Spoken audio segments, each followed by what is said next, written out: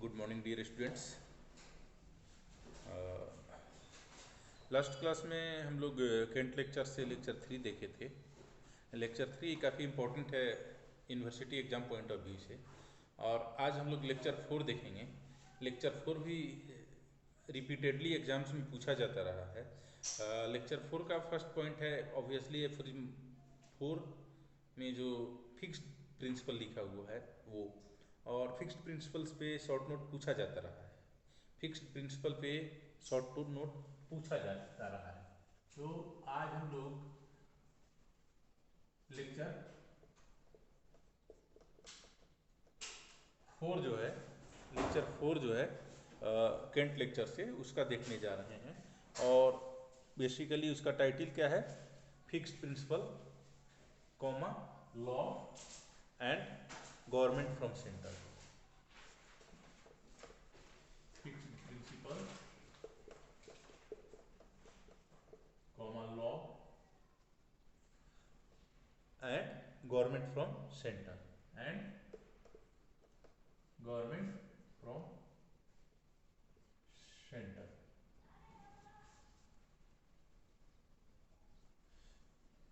इसमें जो है इम्पोर्टेंट आपके university exam point of view से फिक्स्ड प्रिंसिपल है, ये बहुत ही महत्वपूर्ण है। ये रिपीटेडली पूछा जाता रहा है शॉर्ट नोट्स। फिक्स्ड प्रिंसिपल पे what do you mean by fixed principle. वैसे तो एफोरिज्म 3 पढ़ाते समय, एफोरिज्म 4 पढ़ाते समय सर लोगों ने जिन्होंने भी जिन्होंने ऑर्गेनन ऑफ मेडिसिन पढ़ाया होगा वहाँ पे एक्सप्लेन किया होगा कि ये फिक्स्ड प्रिंसिपल क्या है और इससे क्या बेनिफिट है। बट इस चीज़ को आप लोगों को समझना पड़ेगा और इसको एग्ज़ाम में लिखना पड़ेगा, ठीक है। इसको समझना पड़ेगा और इसको एग्ज़ाम में लिखना पड़ेगा कि ये फिक्स्ड प्रिंसिपल क्या है, फिक्स्ड प्रिंसिपल से क्या बेनिफिट है। इस चैप्टर में बात यहीं से शुरू किया गया है कि हम लोग थर्ड एफोरिज्म जो है, थर्ड एफोरिज्म क्या है? थर्ड एफोरिज्म में जो लास्ट पार्ट है फिक्स्ड प्रिंसिपल्स वाला, ठीक है, बोल रहा है we will take up today the study of last part of third paragraph relating to the fixed principles by which physician must be guided. जब जो हम लोग अभी तक कंपैरिजन करते आए हैं ओल्ड स्कूल और न्यू होम्योपैथिक स्कूल के बारे में, तो ओल्ड स्कूल जो था उनका सोचना था कि मेडिसिन बेसिकली क्या है, ये कोई लॉ का या कोई प्रिंसिपल का सब्जेक्ट नहीं है, ये एक्सपीरियंस का सब्जेक्ट है, ये एक्सपीरियंस का सब्जेक्ट है और इसको एक्सपीरियंस से ही सीखा जा सकता है, एक्सपीरियंस से ही गाइड किया जाएगा। इसमें कोई फिक्स्ड लॉ आप बना के नहीं रख सकते हैं। बट होम्योपैथी में और एलोपैथी में या कन्वेंशनल स्कूल में यही सबसे बड़ा फ़र्क है। यही सबसे बड़ा फ़र्क है कि यहाँ पे बात किया जा रहा है कि मेडिसिन जो है ये प्रिंसिपल्स के तहत, लॉ के तहत प्रैक्टिस किया जाएगा। बिना लॉ के, बिना प्रिंसिपल के मेडिसिन का प्रैक्टिस सही नहीं है। जहाँ तक अगर साइंस में हम लोग साइंस का बात करते हैं तो साइंस में एक्सपीरियंस का पोजीशन है। जैसे वो old school of medicine, conventional school वाले बोल रहे हैं कि मेडिसिन जो है वो एक्सपीरियंस से लर्न किया जाता है। मेडिसिन में एक्सपीरियंस का पोजीशन है, undoubtedly experience is very useful in science, और मेडिसिन भी साइंस है तो वहाँ भी एक्सपीरियंस का वैल्यू है। बट साइंस में एक्सपीरियंस का क्या वैल्यू है? एक्सपीरियंस जो है हमारे ऑब्जर्वेशन को कंफर्म करता है, हमारे ऑब्जर्वेशन को कंफर्म करता है। एक्सपीरियंस से लॉ डिराइव नहीं होता है, एक्सपीरियंस से लॉ डिराइव नहीं होता है। लॉ ऑफ ग्रेविटेशन एग्जिस्ट करता था, एग्जिस्ट करता है और एग्जिस्ट करेगा। बट वो जो लॉ ऑफ ग्रेविटेशन है उसके चलते जो कोई भी बॉडी फ्रीली फॉल करता है धरती की तरफ, ये एक्सपीरियंस शो करता है, ये एक्सपीरियंस शो करता है कि वो गिरता है। और वो एक्सपीरियंस लॉ ऑफ ग्रेविटेशन को कन्फर्म करता है। सो सो ये एक्सपीरियंस के आधार पे हम लॉ ऑफ ग्रेविटेशन नहीं बनाते हैं। आगे लॉ ऑफ ग्रेविटेशन था, एग्जिस्ट कर रहा था, और उसको हमने समझा और फिर उसको कन्फर्म किया, उसको रीड किया और कन्फर्म किया। सिमिलरली लॉ ऑफ सिमिलिया जो है, जो कि प्रैक्टिस ऑफ होम्योपैथी का एकदम वाइटल पॉइंट है। ये एग्जिस्ट करता था, एग्जिस्ट करता है, और इसको समझ के प्रैक्टिस करना है। सिमिलरली जो हेरिंग्स लॉ ऑफ क्यूर है, जहाँ पे बोला गया है कि हीलिंग क्या डायरेक्शन, सॉरी आप लोगों को सेकंड BHM इसके लिए करना है ना। सो जो क्योर होने का ऑर्डर है, या डिजीज होने का ऑर्डर है, लॉ है, डायरेक्शन है, ये भी फिक्स है। कैसे? ऐसे कि जो हम लोगों का बॉडी है, या जो हम लोगों का माइंड है, माइंड एंड बॉडी जिसको मिला के हम लोग बने हुए हैं, हम लोग खड़े हैं, हम लोग इंटरेक्ट कर रहे हैं, ठीक है। बेसिकली हमारा 3 कॉन्स्टिट्यूएंट होता है, विल, बॉडी और माइंड। माइंड में विल, अंडरस्टैंडिंग, मेमोरी है। इसमें विल सबसे ऊपर का चीज़ है, सबसे सेंटर का चीज़ है। विल माने सब कुछ। कैसे सब कुछ? जैसे अगर हम किसी कंट्री का बात करते हैं, मान लीजिए हम इंडिया का ही बात कर रहे हैं अभी आज की तारीख में, तो इंडिया का मतलब सेंट्रल गवर्नमेंट ऑफ इंडिया, जहाँ से कोई भी नियम बनता है और through out the states disseminate होता है, और इसको पूरा देश फॉलो करता है। अगर वहाँ पे कोई डिस्टरबेंस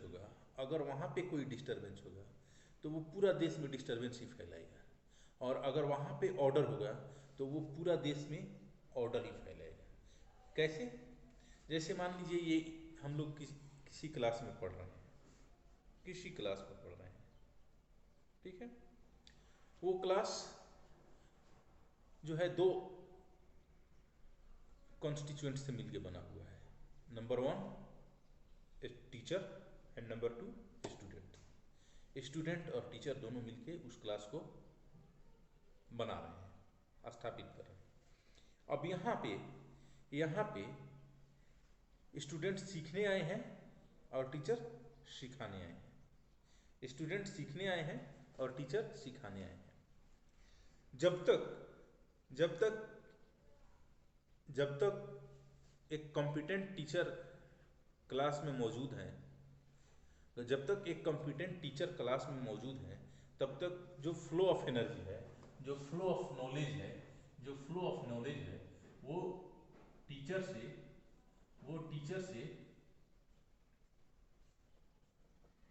स्टूडेंट्स की तरफ रहेगा, और आएगा, ये टीचर से स्टूडेंट्स की तरफ आएगा, और ये ही ऑर्डर होगा, ये यूनिडायरेक्शनल, ये ऑर्डर होगा, यही ऑर्डर होगा। बट अगर टीचर इनकॉम्पिटेंट है,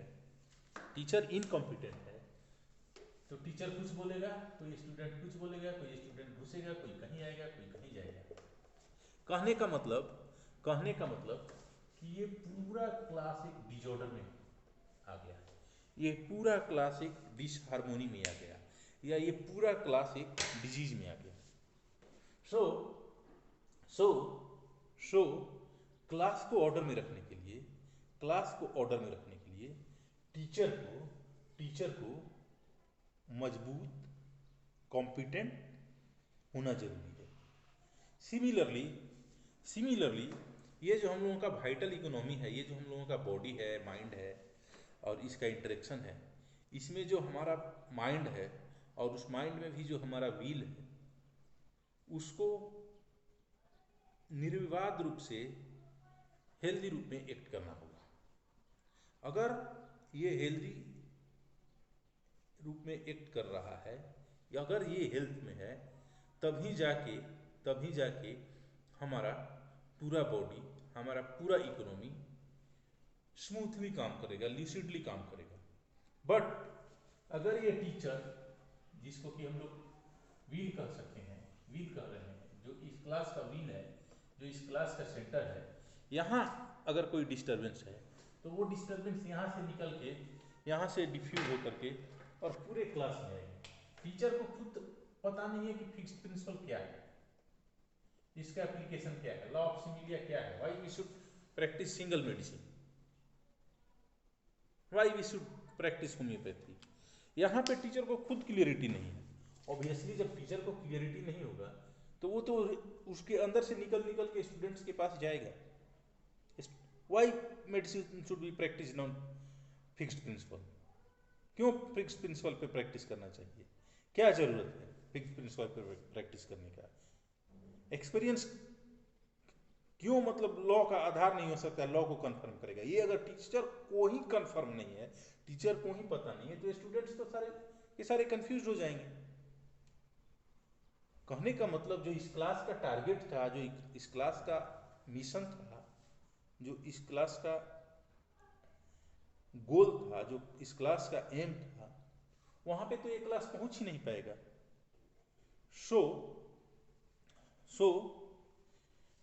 क्लास को ऑर्डर में रखने के लिए जैसे टीचर को हेल्दी होना चाहिए, ठीक वैसे ही ह्यूमन इकोनॉमी को सही से काम करने के लिए व्हील हेल्दी होना चाहिए। और इस व्हील से जो फ्लो ऑफ इंफॉर्मेशन होगा, जो फ्लो ऑफ ऑर्डर होगा, वो unidirectional, from centre to periphery, ना कि पेरिफेरी टू सेंटर। ठीक है। सो यही चीज बेसिकली इस चैप्टर में अंडरस्टैंड करना है, यही चीज इस चैप्टर में समझना है। ठीक है। आई थिंक कि आप लोगों को समझ में आया होगा। थोड़ा लैंग्वेज टफ है, कॉम्प्लेक्स है, प्लीज गो थ्रू, एंड कोई कंफ्यूजन है तो पूछिएगा। फिक्स्ड प्रिंसिपल पे शॉर्ट नोट आएगा, तैयारी करके रखिएगा। फिक्स्ड प्रिंसिपल क्या है? वो प्रिंसिपल जो कि चेंज नहीं हो, जो कि रिपीटेड ऑब्जर्वेशन से हम लोगों ने डिराइव किया है, रिपीटेड ऑब्जर्वेशन से डिराइव किया गया है, और जिसको कन्फर्मेशन किया जाता है एक्सपीरियंस से। एक्सपीरियंस से डिराइव नहीं किया जाता है, कंफर्म किया जाता है एक्सपीरियंस से। ठीक है। वो बदलता नहीं है। क्या क्या है? कोई law of similia fixed principle है, जिसपे कि हमारा प्रैक्टिस आधारित है, जिसपे होम्योपैथी आधारित है। इस पे शॉर्ट नोट आएगा, आप लोग देख लीजिएगा, तैयारी करके रखिएगा। ये बहुत इंपॉर्टेंट टॉपिक है। Thank you.